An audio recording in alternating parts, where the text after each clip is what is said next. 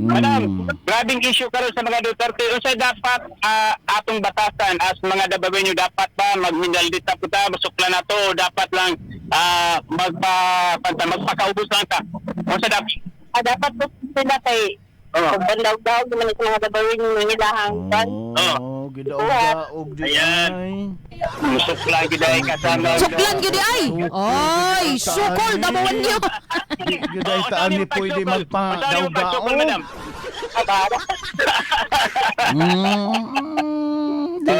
Well, baka, madam, suko baka, apil baka na sa mga nasuko nga gibanatan ang mga Duterte? Oo, ako. Ano ba? Oo nga, kay ilan mang gibutan nga nag-issue kay para hadlok sila matanan.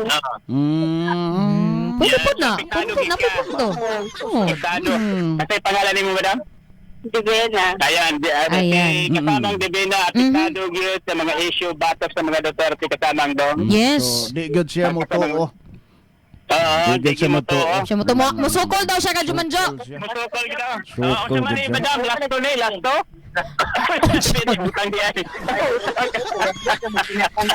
Ako personal take pod na ko ani ka Jumandong mga kadaghan og problema sa Pilipinas nga angay tutukan. Nganong dagi mang gyud mo sa mga Duterte. Bitaw. Diba? So naagay personal nga kining interest ni Ana kay hapit na ba 2025 elections. Mao gani. Unya katong padulong na po 2028 kay ingon pa nila mo plastar naman daw sila ana ka Jumandong. Mao gani. Oo. Kana nga pamaagi mo na pamaagi day. Yes. Aron nga imuhang nga kana bitang gubon. Ang politikanhon nga kana bitang framework or nato kanang ihang plastada Oo. sa imuhang kalaban sa Yes. politika day Oo. para nga dili na gyud kapano ka day range. Kana lang kabalo ba ka Jumandong? Taktika. Kabalo ba ka kining pagduot nila sa Duterte karon kini sa ako akong opinion lang pod ha. Mas mo baniog na hinuon ang pangalan sa mga Duterte. Mao. O di ba? Mas makahuna na hinuon ang tao. Wait lang. Asa pa tong tama og mali din Bitaw. Di ba?